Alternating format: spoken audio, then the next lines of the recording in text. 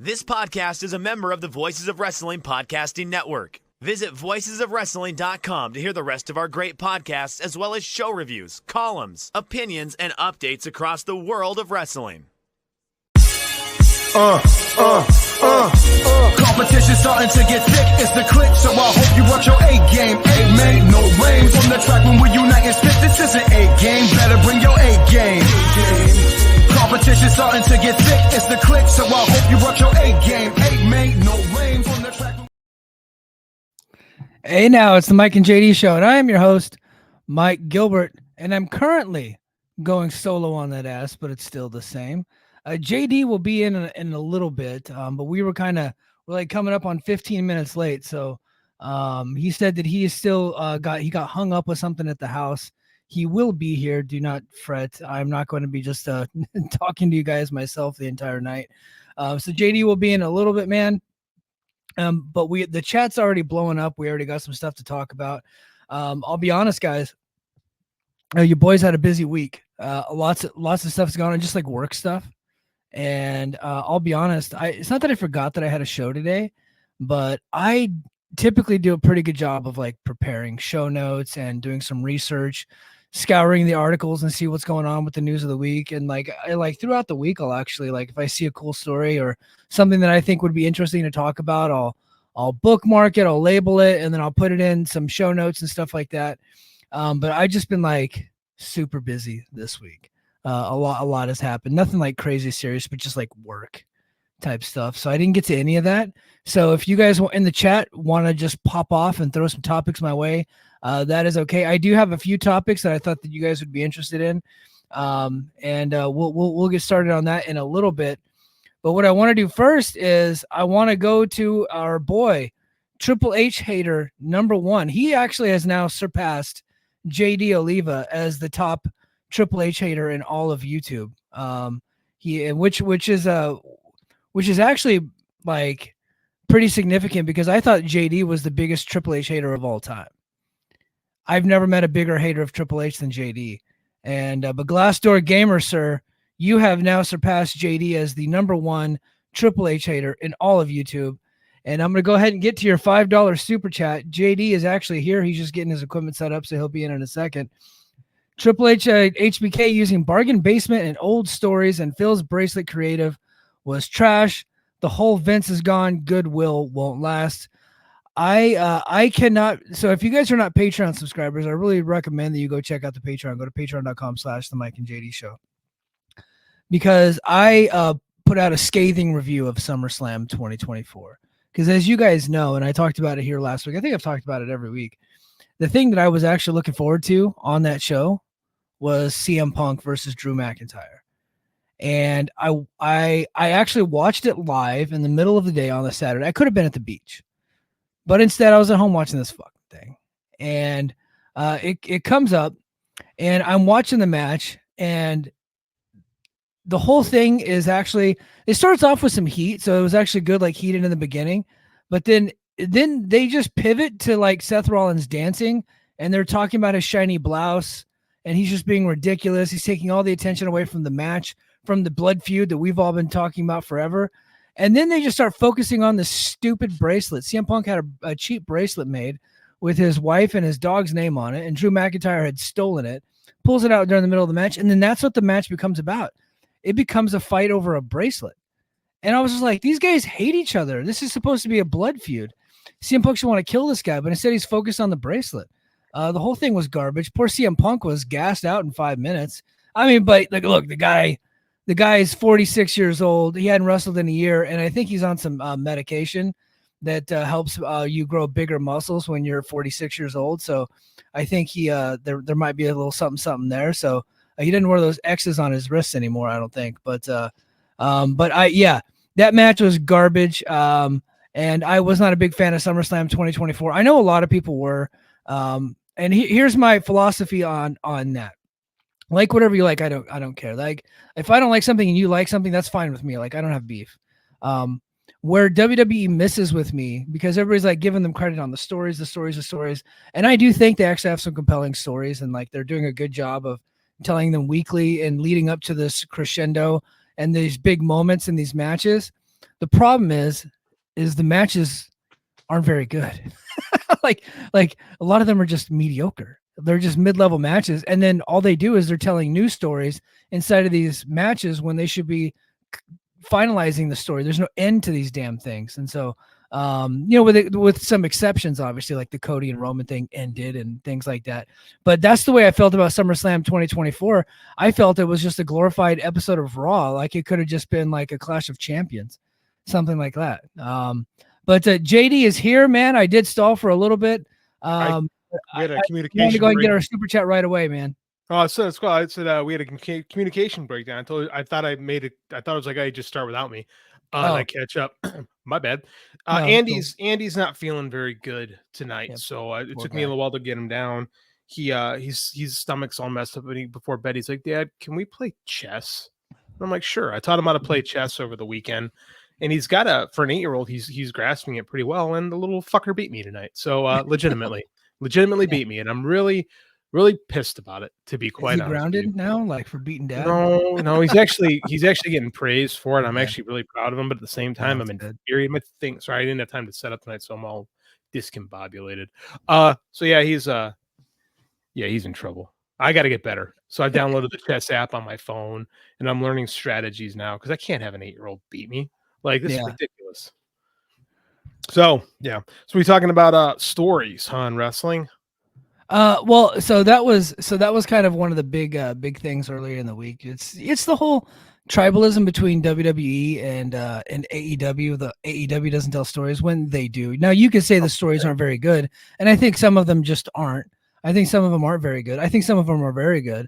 I think what I like about AEW versus WWE is that when AEW does do a story and they do it well, and like I said, not all the time, it's always going to lead to a pretty damn good match. If it's a blood feud, you're going to see blood. If two guys hate each other, they're going to go in the match and it's hating each other. And I just was so disappointed in that CM Punk Drew McIntyre match. I'm just like, what the hell, man? I don't know why you expect anything out of a CM Punk match. And the guy hasn't had a good match in a few years. Like he spent the majority of the last 3 years hurt. Well, right? I liked a lot of his AEW matches, and I even liked the Samoa Joe match that he went out on. Yeah, that was I think that was pretty good. Yeah, that one was probably his best match since the coming back from the first injury. Yeah. I thought one of the matches with Ricky Starks was pretty decent. I think they had a couple. I think they had one in the Owen Hart tournament. And it was like one of them was like pretty basic, and then I thought they had another one. I might be misremembering. Guys, it was a year ago, but I think I remember liking one of his Ricky Starks matches. But yeah, the comeback from Brawl Out was not a great run, but I did think that he, like, in the ring anyway, I thought he ended it well with the Samoa Joe match. Yeah, the Joe match was a lot of fun. We didn't know the time that things were going where they were. I don't know, but he's been hurt again. So I mean, like, I don't think you can. I think you got to kind of give him a little bit of a pass. I just think his best days are behind him, and he's a personality at this point. Mm-hmm. And like, which I don't know, which means he's in the right place. To be honest with you, I think at this point, like, had he stuck with AEW, he probably wouldn't have been able to keep up with the pace that they have. I got some thoughts on this whole story thing, and if I can ever stop playing my damn camera today, I'll have it. So, like, while I was trying to put Andy to bed, I was reading an article that was posted on Voices of Wrestling. I think Abraham wrote it, and it was bemoaning this idea of story in wrestling, because a lot of people that frequent sites like VOW and are really more match oriented, like they're guys that really care about the actual bell to bell, more than anything else, and that's where their fandom is, and like they don't a lot of not only saying everybody, there's a lot of guys in our circles that really care more about what happens when the bell rings, and like whatever leads up to it doesn't really matter, and that stories can be told in the ring, and I typically agree with that. But I think the things have gotten tribal to the point where we can't even really discuss what a story in wrestling is, and I harp on this a lot, because like, it's not that WWE tells stories. It's not that AEW doesn't tell stories. That's stupid. Anyone who says that is 12 and is a tribalist. Yeah. If you're over the age of 12 and you're spending your time like on Dave's Twitter page or anybody's Twitter page talking shit about, why AEW should go out of business and why they suck, and you're you're a worthless bottom dweller. And if you're an AEW fan doing the same, you're the same thing. Like, grow the fuck up. But the reality is, like, the idea of storylines in wrestling are now getting a bad mark from people that are typically on our side of the fence, which is silly because, like, did this now, but at the same time, here's why. Did the CM Punk Drew McIntyre match need this bracelet? In my opinion, it did not. But but I do have to say, much to my chagrin, it got over. It's like so, but things get over, and that doesn't mean I like it. But in the audience, it really did play pretty well. Let's talk about that. Let's talk about getting over right now. This is something that we have that, and I was just listening to Chris Zellner and Rob Naylor, and I forget who else have a really interesting new feed on their Between the Sheets pod feed. That's Center Stage Memories, I think something. It's really focusing on WCW 1989. So right. So like our gimmick, they're just doing it very well and probably making some good money. Yeah, better than making money and doing it. Shit that we like to talk about. They're actually doing it. Okay. Yeah, but Chris kind of beat us to the punch on like a whole talking about wrestling history thing. So I ain't gonna fault him on that. Well, and he's very good at what he does, by the way. He's great at what he does. So, anyways, they're talking about NWA 1989, and that is a legendary year for that company as terms of storytelling and in-ring action. Like, so let's look at this. 1989 WCW NWA. You have Ric Flair, Rick Steamboat, one of the greatest trilogies in wrestling history starting off the year, right? 3 of the greatest matches of all time. I don't think anybody would argue with me when I say that. That's like an accepted fact among wrestling fans. Yeah. Right. You have the debut and rise of the great Muta, right? Legendary Keiji Muto, finding his perfect gimmick that he used for the rest of his career. WWE Hall of Famer, if that suits you. And you've also got Terry Funk coming out of retirement, right? And having this epic feud with Ric Flair that kind of redefines who Terry Funk is for the 1990s, middle-aged and crazy. And it's these awesome matches. Micah drew like shit. Yeah. 1989 NWA drew terribly. WWF 1989 drew fantastic. You know it was on top there. You're on 1 year into the Hulk Hogan, Randy Savage run, right? Which you'd think all the juice had been squeezed out of that at this point. I'm sorry, my camera's really pissing me off tonight. And you added Zeus to the matter, right? And they sold a shit ton of pay-per-views with SummerSlam that year. They did a ton of, they sold out, I think it was it was Meadowlands. That's what the show is. So WWF 1989 is doing great numbers. The NWA is the better television show. The ratings are actually pretty good by the end of the year, but they aren't drawing. They aren't drawing people. Now let's ask why. Is it that Terry Funk is not a draw? Is it that Ric Flair is not a draw? Is it that Rick Steamboat is not a draw? Right? No. These guys had proven themselves time and again, but people weren't going to the shows. Why? Why aren't people going to the shows? And this is the truth. This is the thing that wrestling people don't want to talk about is booking. And this is Rob Naylor. This is a great quote. So I'm paraphrasing him. We give booking too much credit. We give booking and week-to-week storylines too much credit and too much blame for what's going on in a wrestling company. The reality is when you're hot, you're hot. Mm-hmm. You could do no wrong when your company is hot. Let me tell you about a little company called WWF 1999. That promotion fucking sucked. Go back and watch the Raws from 1999. They're absolutely awful. 98's got some decent stuff in it. 1999 Raw is absolutely terrible. But man, were they drawing. Why? Company was hot. Company was hot. They had stars. They had stars. Like legit mega stars, Well, then they were also very cool. Like WWF 1999 was very cool. This is what I'm talking about. Yeah. The perception. Yeah. Perception is more important than anything. If the idea that you're cool exists, it doesn't matter. For a long time, you can get by on things not being very good. And go back, watch those shows, man. Go back and watch NWA TV 1989. Tell me it's not good. Oh, it's amazing. Yeah. But here's the problem. NWA 1980, early part of 88, 87, not good. Mm-hmm. They burned a lot of crowds. The end of Dusty's run as Booker is not good. Too many bullshit finishes. You know what? So funny you bring that up. You know what I literally just watched, and I have no idea why. So I would say Tuesday night. I think it was Tuesday night. I have not had this in a long time, but I had a little bit of insomnia, and I fell asleep on the couch like 9:30. Went up to my bedroom, and I just couldn't go back to sleep. So I go back downstairs. I kick on Bunkhouse Stampede on Peacock. I think Bunkhouse Stampede. It was from the Nassau Coliseum. I want to say 1987. That's since you brought it up. 88? 88. January 88. Okay.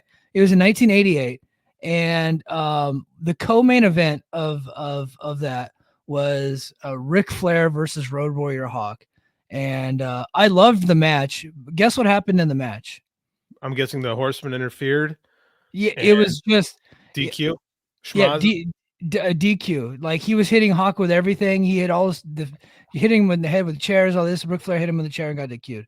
And then of course they went to the Bunkhouse Stampede match, which was just like I think it was just like a 6-man cage match or something like that. But it's a battle royal. It's a battle royal in a cage. Yeah, battle royal where you had to go over the top or through the door.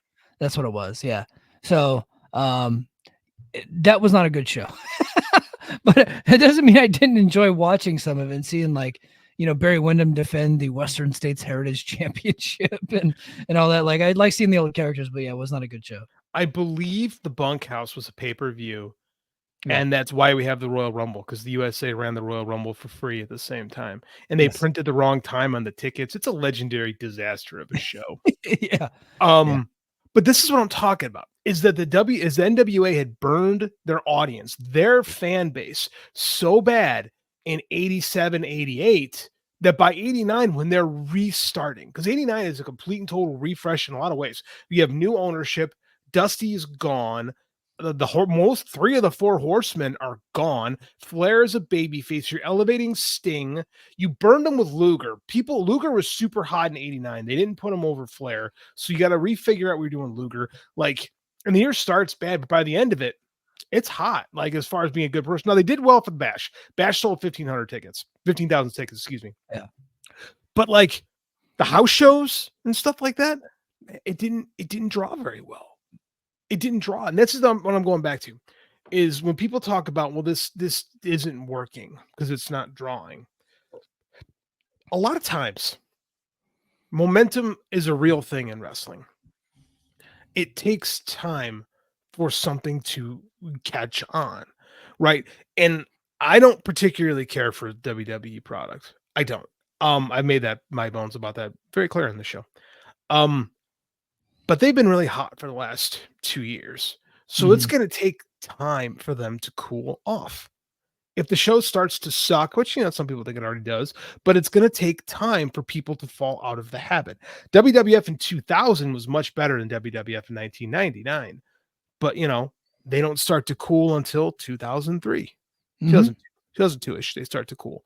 2003, they're getting pretty cool. They're getting pretty cold. And it happens. That's the reality, is when the Titanic starts moving, it takes a lot to turn that ship around. And consequently, when a product gets cold, it stays that way. NWA didn't get hot again until 1996. Yeah. And before Hall and Nash come in, they start turning around the house show business with Flair and Savage. But it takes time. It takes, look at some of those Nitros, man. They're doing them in small venues because the product wasn't super hot. It took a while. Where's the first Nitro at? The mall. The mall in America, actually. Minneapolis. Yeah. And they just had, just chairs sitting there on the floor of the mall. And most people that were there were for free. They were just going up the escalators and sitting around the balcony. And that's to pay to watch that. So, but it looked cool. It looked cool. And in fact, I've been advocating, there is an independent promotion that actually runs that place. I've been advocating for, I've been a big advocate of TNA to run a show there.